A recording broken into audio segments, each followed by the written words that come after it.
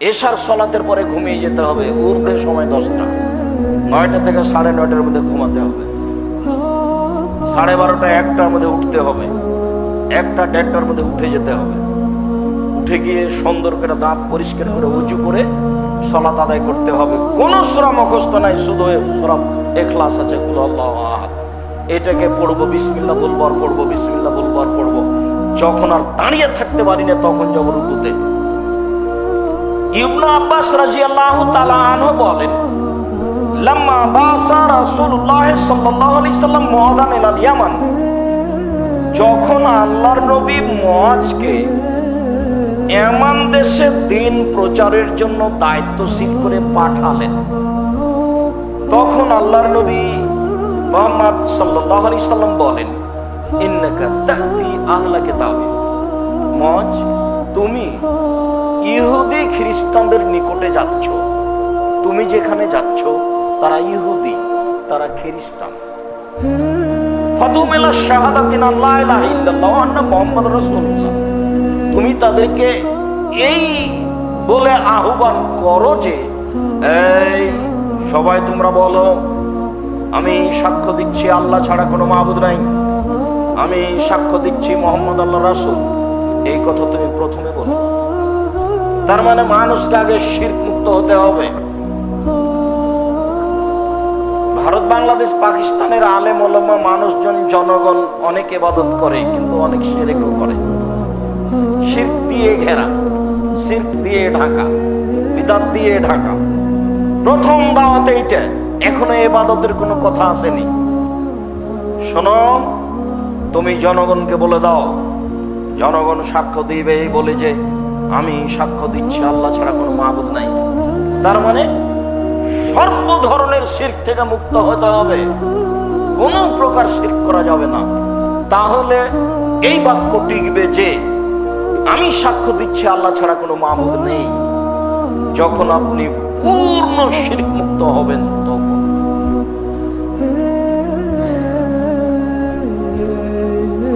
তুমি বলে দাও, মানুষ বলবে আমি সাক্ষ্য দিচ্ছি মুহাম্মদ আল্লাহ রাসূল।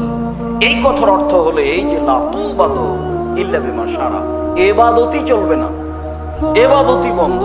তবে তিনি যে পদ্ধতিতে বলেছেন সেটা, তার পদ্ধতি ছাড়া কোনো পদ্ধতিতে ইবাদত চলবে না। যারা আহলে হাদিস তারা বিদআত করে না, তবে অনেক জায়গাতে সহজেই করে। কত সুন্দর আপনাদের 5 রাত জাগার পদ্ধতি ছিল, বক্তব্য চলতো। এখনো চলেনি কিনা তা আমি বলতে পারি না, যেহেতু আমি শেষ সময়গুলো থাকি না। মজা করে খাওয়াও হয়, বক্তব্য চলে। সত্য সত্যই রমজান মাসে পাপের ক্ষমার কথা বলতে হলে এবং তার কাছে কান্নাকাটি করে কিছু বলতে হলে নির্জনে একাই একাই করতে হবে, এ কথাই ঠিক। দীর্ঘ সময় ধরে 8 রাকাত সালাত আদায় করতে হবে। এশার সলাতের পরে ঘুমিয়ে যেতে হবে। ঊর্ধ্বে সময় 10টা, 9টা থেকে 9:30টার মধ্যে ঘুমাতে হবে। 12:30 1টার মধ্যে উঠতে হবে। 1টা 1:30টার মধ্যে উঠে যেতে হবে। উঠে গিয়ে সুন্দর করে দাঁত পরিষ্কার করে উজু করে সালাত আদায় করতে হবে। কোন সূরা মুখস্থ নাই, শুধু সূরা ইখলাস আছে, কুল আল্লাহু আহাদ, এটাকে পড়বো, বিসমিল্লাহ বলবো আর পড়বো, বিসমিল্লাহ বলবো আর পড়বো। যখন আর দাঁড়িয়ে থাকতে পারি না তখন যাব রুকুতে, সুবহান রাব্বিয়াল আযীম বলবো যা সম্ভব। সিজদায় যাব, সুবহান রাব্বিয়াল আলা বলবো যা সম্ভব। উঠে আসবো, আবার আরেক রাকাত পড়বো, এ হলো 2 রাকাত। আবার 2 রাকাত পড়বো, এ হলো 2 রাকাত। অনুমান করা যাচ্ছে এখন রাত 2টা বাজে, এখন রাত 1টা 1:30 বাজে। এই সময়ে কান্নাকাটির কথা এবং ক্ষমা ভিক্ষার কথা বলতে হবে। আমি বড় অপরাধী, তুমি বড় দয়াবান, তুমি আমাকে ক্ষমা করো। আমি মাসানিয়া যুরর ওয়া আনতা আরহামুর রাহিমিন, আমি বড় বিপদে, তুমি বড় দয়াবান। রব্বি ইন্নী যালামতু নাফসি ফাগফিরলি, হে আমার প্রতিপালক আমি অন্যায় করেছি, তুমি আমাকে ক্ষমা করো।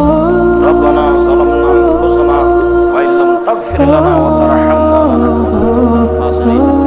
আমরা দুইজন অন্যায় করেছি, তুমি যদি আমাদের ক্ষমা না করো, তুমি যদি আমাদের প্রতি দয়া না করো, তাহলে আমরা অপরাধীদের অন্তর্ভুক্ত হব। নিজের ভাষায় বলবেন, আমাকে ক্ষমা করো, আমি বড় পাপী, জীবনে কত কি করলাম, পুরো জীবনটা দেখি পাপে ভরা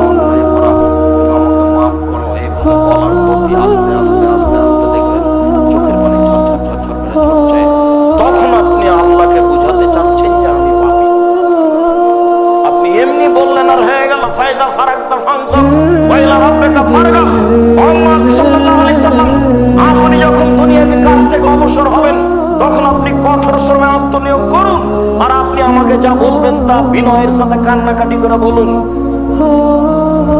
রাইফেলের গুলির মতো 20 রাকাত তারাবির সালাত আদায় করছেন, 10 রাকাতের পরে আবার হাই উঠিয়ে বলছেন আরো যে কত আছে। কোথায় কান্নাকাটি থাকলো? কান্নাকাটি ভিন্ন জিনিস, সেইভাবে ইবাদত ভিন্ন জিনিস। সালাম ফেরার পরে হাত উঠি দুটা কিছু বলার পরে বললো যে বেরহামাতে কি আর রাহমান রাহিমিন, তারপরে হাত নিচে উঠে গেল। সবাই বুঝলো এখন সুন্নাত পড়তে হবে। আশ্চর্য, ধর্ম পাগল হয়ে গেছে হুজুরের কাছে। আরে সালাম ফেরার পরে হুজুর একটু হাত উঠিয়ে দোয়া করলো, সবাই সাথ দিল, তারপর দোয়া শেষ হয়ে গেল 30 সেকেন্ডে 20 সেকেন্ডে। এখন সব মুসল্লি বুঝলো যে এখন সুন্নাত পড়তে হবে, লাভ দিয়ে সুন্নাত পড়তে লাগলো। ধর্ম কি আসলে এরকম? ধর্ম কি কোথাও ধার করতে যেতে হবে?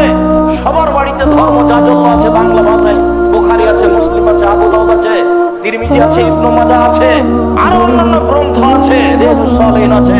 সবাই নিজে নিজে নিজ কর্ম দেখতে পারে। সম্মানিত দিনী ভাই বোন, আলেম ওলামার উপরে দোষ দিয়ে দিন-রাত কাটিয়ে দিয়ে বিচারের মাঠে টিকা যাবে না, এ কথাই ঠিক। আমি সাক্ষ্য দিচ্ছি মুহাম্মদ সাল্লাল্লাহু আলাইহি ওয়াসাল্লাম আল্লাহর রাসূল। এই কথার অর্থ হলো ইবাদতই চলবে না। রমজানের শেষে 5 রাত বক্তব্য দিয়ে এইভাবে গল্প করে খাওয়া খেয়ে দে ইবাদত করার নামে ইবাদত নাই, ভুল হিসাব। এজা দাখালা আসরুল আওয়াখির, যখন রমজানের শেষ দশক আসত, সাদ্দাম ইজারাহু, তিনি তার লুঙ্গি গুটিয়ে নিতেন। ওয়াইকাজা আল্লাহ, তিনি তার পরিবারকে জাগাতেন। তার মানে সপরিবারে সারা রাত জীবন বাজি রেখে চেষ্টা করবে, তার তিনি প্রস্তুতি নিয়েছেন। তার নাম ইবাদত। বুঝলাম না কিভাবে বক্তব্য মাধ্যমে পার হয়ে গেল, তার নাম নাকি ইবাদত। 10 জন 5 জন মিলে গল্প করে রাত পার হয়ে গেল, তার নাম নাকি ইবাদত। আয়েশা রাদিয়াল্লাহু তাআলা আনহাকে জিজ্ঞাসা করা হলো রমজানের তার সালাত কেমন ছিল?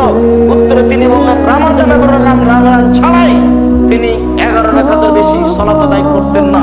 জিজ্ঞাসা করো না তা ছিল কত সুন্দর, জিজ্ঞাসা করো না তা ছিল কত লম্বা। সব হাদিস বুখারী মুসলিমের বাক্য।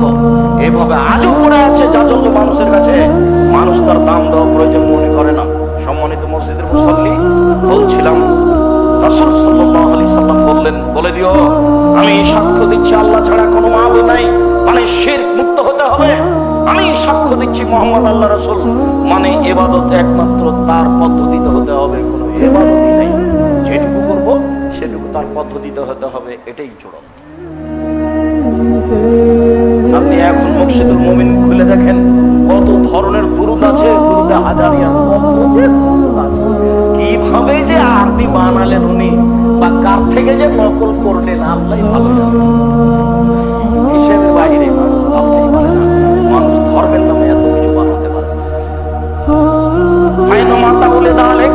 তারা যদি তোমার এই কথা মেনে নাই, তাহলে তুমি তাদেরকে বলে দিও ইন্নাল্লাহ কাদ ফারাজা আলাইহিম খামসা সালাওয়াতিন ফিল লাইলি ওয়ান নাহার। 24 ঘন্টায় তাদের প্রতি 5 ওয়াক্ত সালাত ফরজ করা হয়েছে। সালাত আদায় করতে হবে। 1 নম্বর সাক্ষী, 2 নম্বর হলো সালাত। যদি তারা সাক্ষী মেনে নাই, তাহলে তাদেরকে বলবো এখন সালাত। তাহলে এটা হলো দাওয়াতের পদ্ধতি। তাওহীদের দিতে হবে। তাওহীদ মানুষ মেনে নিলে মানুষকে সালাতের কথা বলতে হবে। ফাইনামা তাওলে দালি, তারা যদি সালাত মেনে নেয় ফালিমুহুম, এবার তাহলে তুমি তাদের বলে দাও ইন্নাল্লাহ কাদ ফারাজা আলাইহিম সাদাকাতান তুখাযু মিন আগনিহিম ওয়া তুরাদু আলা ফুকরাইহিম।